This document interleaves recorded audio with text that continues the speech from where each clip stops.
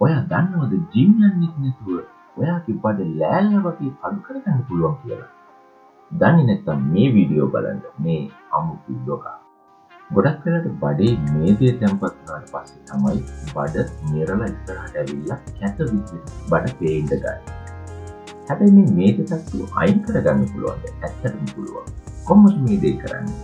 ගොඩක් වෙලාවට මේ මේදේ දහනය කරවන්න ඕනේ. එහෙම නැත්නම් අලුතින් මේදේ එකතු කරන එක වළක්වන්න ඕනේ. මේ දෙකම අපිට කරන්න පුළුවන්. අපිට එකක් අපේ ඩයට් එක කන්ට්‍රෝල් කරලා. ඇත්තට මේ බඩ අඩු කරන එකෙන් 70%ක්ම යන්නේ අපේ කෑම පාලනය කිරීම සම්බන්ධව. ඊට 30% තමයි මේ මේදේ දහනය කරන්න අවශ්‍ය එක්සර්සයිස් ටික කරන්න අවශ්‍ය. හැබැයි ජිම් යන්න නැතුව ඔයාට මේ දෙකම කරගන්න පුළුවන්. මම කියලා දෙන්නේ අද ඒ ගැන.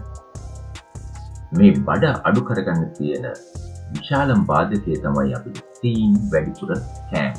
ගොඩක් වෙලාවට ඔයා සීනි විශේෂයෙන් තේ වලට සීනි දානවා, නැත්නම් ඔයා කේක් කනවා, බිස්කට් කනවා, ෆෘට් ජූසස් ගන්නවා. මේ හැමදේම තියෙන සීනි ප්‍රමාණය වැඩි වුණාට පස්සේ ඉන්සියුලින් ශ්‍රාවය වෙලා ඒකෙන් ඇති කරන මේ දේ ගොඩක් වෙලාවට තැම්පත් වෙන්නේ ඔයාගේ බඩේ.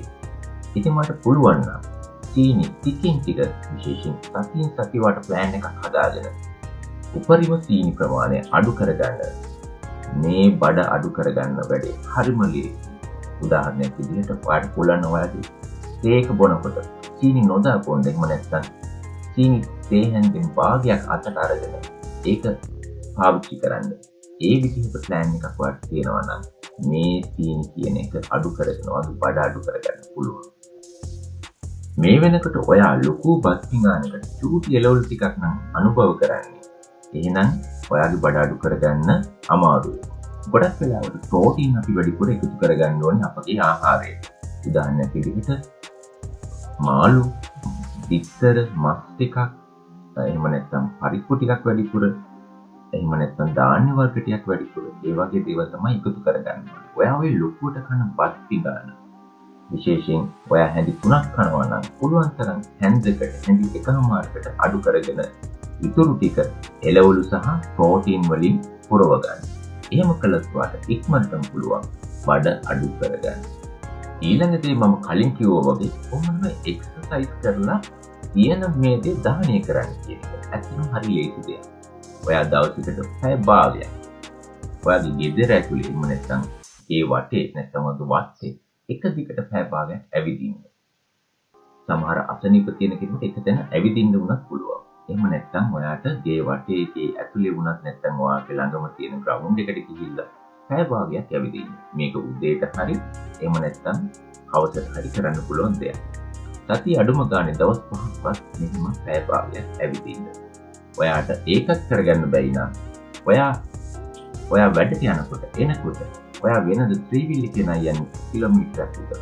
ඔයා ඒක පයින් එන්න එක දිගට පැය භාගයක් විනාඩි 20ක් වගේ කාලයක් ඇවිදිනකොට ටික ටික මේ බඩේ තියෙන මේදය දහනය වෙවි යනවා. අලුත්ම පර්යේෂණ වලින් කියන්නේ එක දිගට පැය 6ක සුවබර නිින්දක් වාට නැත්නම් ඔයාගේ මේදේ තැම්පත් වීම වැඩි කියලා. ඉතින් ඔයාට පැය 6ක නිින්දක් නැත්නම් අනිවාර්යයෙන්ම පැය 6ක් එක දිගට නිදා ගන්න උත්සාහ කරන්න. මේකනොත් ගොඩක් වෙලාවට බඩේ සිද්ධ වෙන මේදේ තැම්පත් වීම අඩු වෙනවා. ඉතින් ඔයාගේ බඩ අඩු කරගන්න පැය 6 නිින්දක් ඉතාමත් වැදගත්. ඊළඟ කාරණේ තමයි ඔයාගේ ස්ට්‍රෙස් මැනේජ්මන්ට් එක. ඔයාට ලොකු ස්ට්‍රෙස් එකක් තියෙනවා නම් මේ කෝටිසෝල් කියන හෝමෝනේ වැඩිපුර ශ්‍රාවය වෙන්න බලනවා. ඉතින් මේ කෝටිසෝල් වලින් පුළුවන් මේ දේ තව දුරටත් ඔයාගේ බඩේ තැම්පත් කරන්න. ඉතින් ඔයාට ස්ට්‍රෙස් එක මනාව කළමනාකරණය කරගන්න පුළුවන් නම් කෝටිසෝල් අඩු කරලා මේ දේ තැම්පත් වීම වළක්ව ගන්න පුළුවන්. ඊළඟ කාරණේ තමයි ඔයා වැඩිපුර ඇල්කොහොල් ගන්නවා නම් විශේෂයෙන් බියර් වගේ දේවල් වැඩිපුර ගන්නවා නම් මේක නිසා ඇතිවෙන මේ දේ ගොඩක් වෙලාවට තැම්පත් වෙන්නේ බඩේ. ඉතින් ඔයාට ඇල්කොහොල් ගන්න එක පුළුවන් තරම් අඩු කරගන්න පුළුවන් නම් මේ බඩේ තැම්පත් වෙන මේ දේ අඩු කරගන්න පුළුවන්. විශේෂම කාරණේ තමයි ඔයාගේ රාත්‍රියට ගන්න ආහාර වේල ගැන. ගොඩක් වෙලාවට ඔයාට 7ට කලින් මේ ආහාර වේල ගන්න පුළුවන් නම් මේ ආහාරය දහනය වෙන්න අඩුම ගානේ පැය 2ක්වත් යනවා.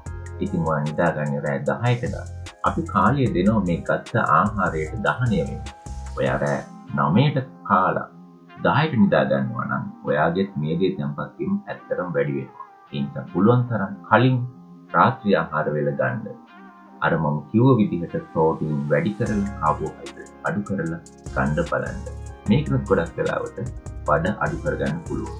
අනිත් විශේෂම කාරණේ තමයි ඔයා දවසකට ලීටර් 2ක් 3ක් අතර වතුර බොන්නේ නැත්නම් මේ වැඩේ ටිකක් කරගන්න අමාරු වෙනවා. මොකද වතුර වලින් පුළුවන් අර චූටි බඩේ තියෙන එන එක වළක්වන්න.